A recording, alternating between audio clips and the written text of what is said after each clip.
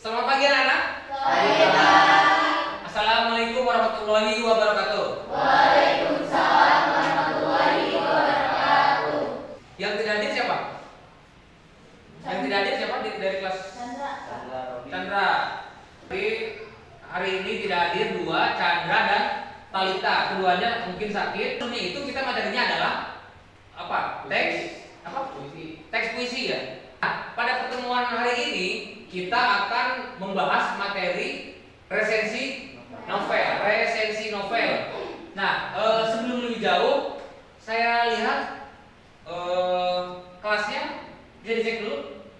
Kira-kira ada kotoran atau ada sampah tidak? Bisa dicek dulu. Oh, ini tidak boleh di sini. Kira-kira apa yang ada di bayangan kita ketika mendengar kata resensi? Tanggungan, apalagi?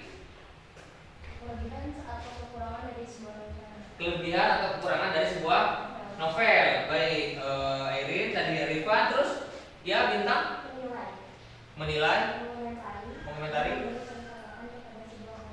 memberi suatu tanggapan dari sebuah karya sastra ya.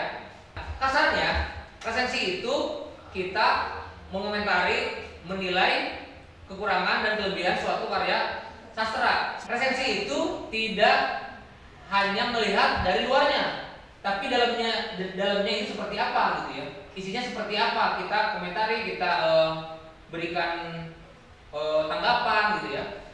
Nah, di sini ada beberapa pengertian menurut ahli. Menurut Konfusius Sudirman adalah hasil pembahasan dan penilaian yang pendek tentang suatu karya tulis. Konteks ini memberi arti penilaian, mengungkapkan secara sekilas, membahas atau mengkritik buku. Baik, itu menurut Panuti Sudiman. Yang kedua, silakan dibaca oleh Ripal. Menurut Saryono 1997 menjelaskan pengertian resensi sebagai sebuah tulisan berupa esai dan bukan merupakan bagian suatu ulasan yang lebih besar mengenai sebuah buku. Yang kedua, yang ketiga, silakan dibaca oleh Parlisya. W.J.S. Poiwa dan Nita dalam Romuli 2003 mengungkapkan bahwa resensi secara bahasa sebagai pertimbangan atau perbincangan tentang sebuah buku yang menilai kelebihan atau kekurangan buku tersebut. Kira-kira ada tidak yang bisa mengomentari keadaan ruangan ini? Iqbal.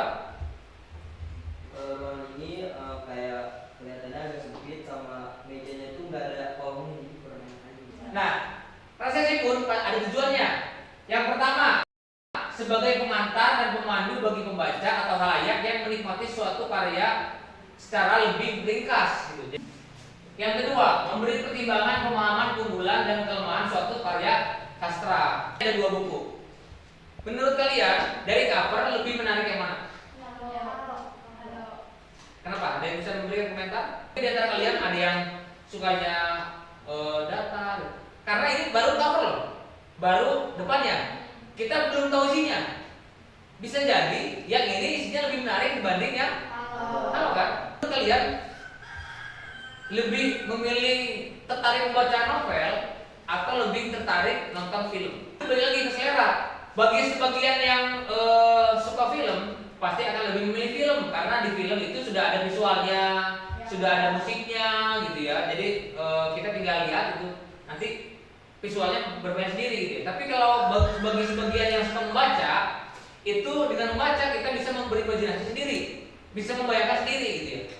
Sebenarnya ketika kita membaca novel, imajinasi kita itu ternyata bisa lebih hebat dibanding dengan imajinasi sutradara film gitu ya. Di novel ini diceritakan seseorang perempuan yang seluruh barang-barangnya itu terbuat dari styrofoam atau kertas itu. Diceritakan seorang perempuan itu tidak menginginkan barang-barang yang lama, maksudnya tidak menginginkan barang-barang itu menetap lama di diri dia. Itu unsur esensi. Yang pertama itu yang dinilai itu adalah cover atau sampul buku ya. Nah, setelah cover itu judul. Judul penting tidak judul? Ya. Penting. Nah, yang ketiga, identitas buku. Di mana identitas buku itu? Biasanya kita bisa temukan setelah cover. Nah, itu adalah identitas buku. Berikutnya adalah sinopsis. Di mana sinopsis? Ya, biasanya ada di sini. Sinopsis itu adalah gambaran umum tentang cerita itu, gitu ya. Berikutnya kekurangan dan kelebihan. Nah, kalian jangan ragu-ragu untuk mengomentari buku itu. Kekurangannya apa? Saya sebutkan, ya. Misal ada covernya bagaimana, terus bahasanya seperti apa. Misalnya kalian masih menemukan bahasa-bahasa yang kasar, misalnya gitu. Oh, masih ditemukan banyak kata-kata kasar. Jadi novel ini tidak cocok dibaca untuk anak-anak. Terus simpulan, buku ini sedikit ditemukan kekurangan, gitu ya. Jadi buku ini sangat layak untuk dibaca oleh anak-anak sekolah, gitu ya, oleh anak-anak umuran SMA, gitu. Ya, jadi kalian silakan nilai buku itu cocoknya dibaca oleh siapa, umuran berapa, gitu ya. Covernya 5 cm karya Doni Nirgatoro ya, sama kayak saya ya. Di sini ada lagi karya Dewi Lestari di sini. Baik, kalau tidak ada pertanyaan, saya akan membentuk kalian menjadi beberapa kelompok. Kira-kira ada berapa orang sih?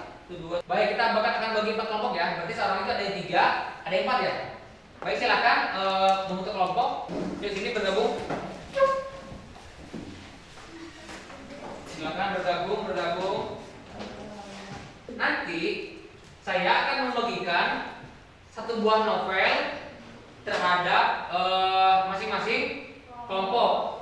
Setelah itu kalian silakan dinilai atau dikomentari novel tersebut. Ya. Setelah itu disusun unsur-unsur resensinya.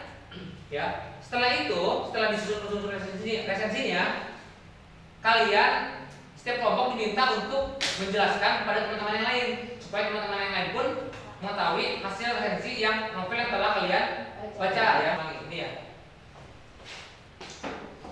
Pelangi ketika lampu berwarna merah.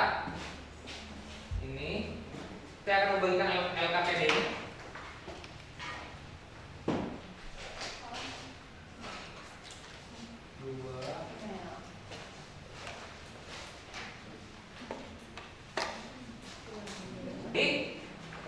Di sini ada kolom. Yang pertama, judul buku. Kira-kira judul bukunya itu, silakan komentari judul bukunya itu seperti apa, judul bukunya apa, gitu ya. Kekurangannya apa, kelebihannya apa, gitu ya. Terus covernya silakan komentari. Dan misalkan, oh covernya ini gambarnya terlalu buram misalnya. Ada tidak sinopsisnya di novel itu? Kalau ada, misalkan sinopsisnya menarik dan bisa memberikan gambaran mengenai isi yang terdapat dalam novel, gitu ya. Kekurangannya apa? Misalkan bahasanya seperti apa? Kelebihannya apa? Gitu ya. Silakan ditulis.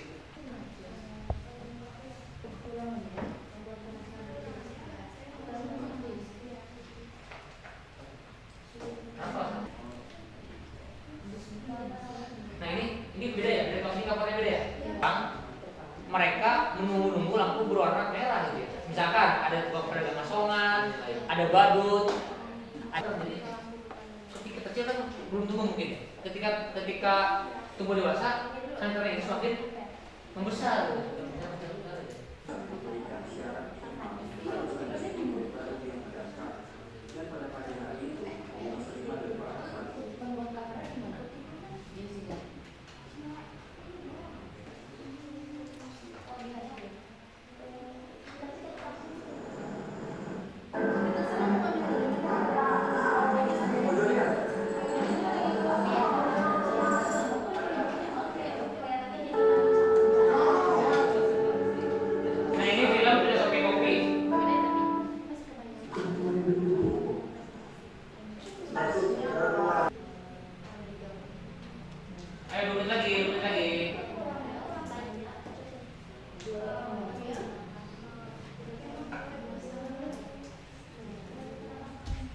Oke, sudah ya? Sudah. Yuk, dua lagi. Satu lagi.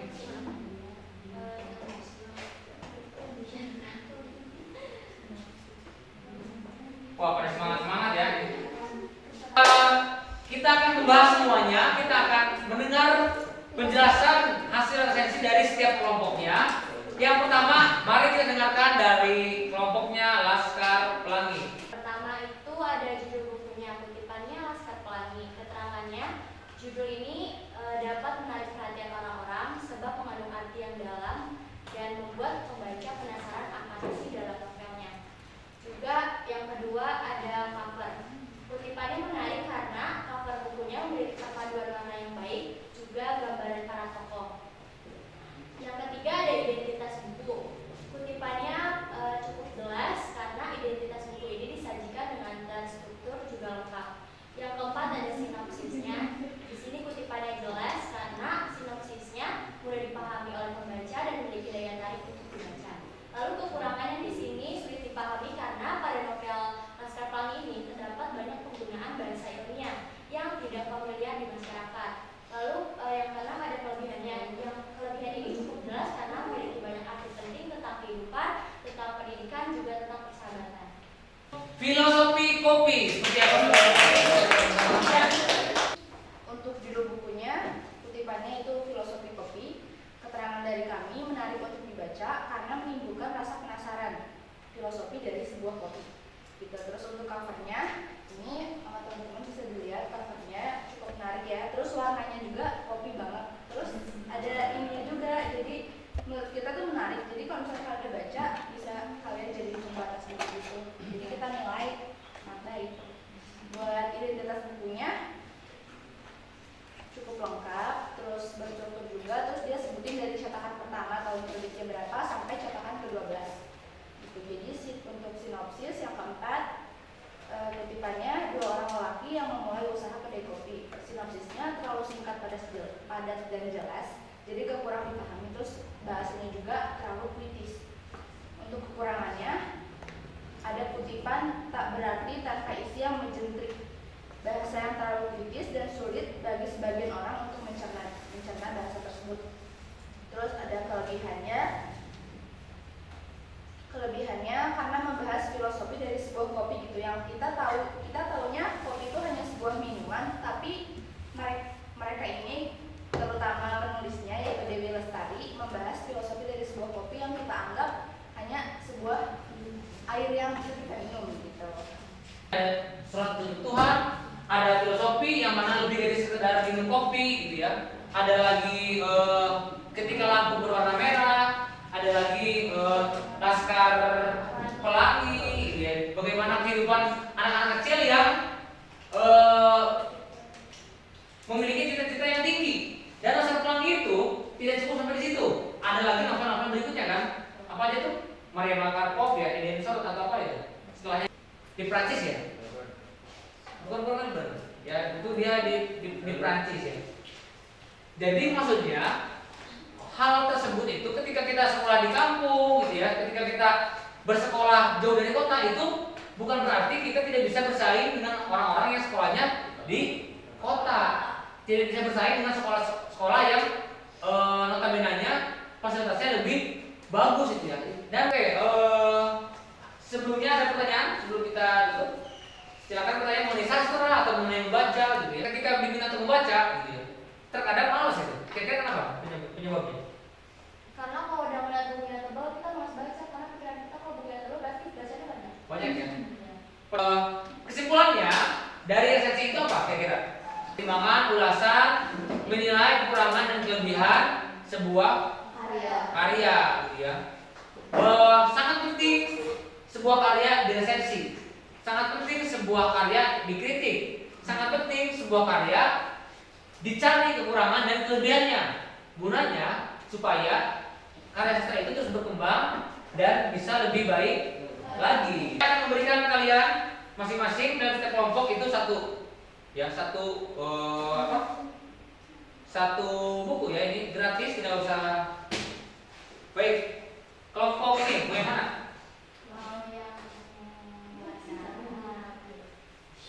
Kelompok ini mau yang mana?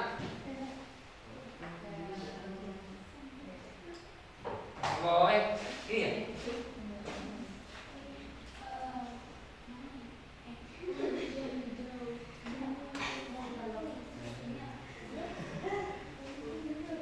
Ini. Nah, ini ya. Berarti ini akan kita berikan kepada kelompok ini. Ya, tangan dulu semuanya. Silakan itu buku buat kalian. Silakan dibaca bareng-bareng karena kalian itu berempat, jadi silakan bergantian mungkin ya. Terima kasih buat semuanya. Sebelum menutup pertemuan kita hari ini di pelajaran bahasa Indonesia, silakan Rifan untuk menutupnya dengan doa.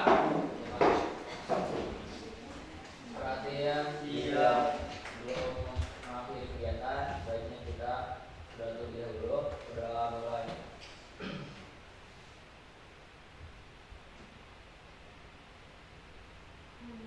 Sudah selesai, insyaallah.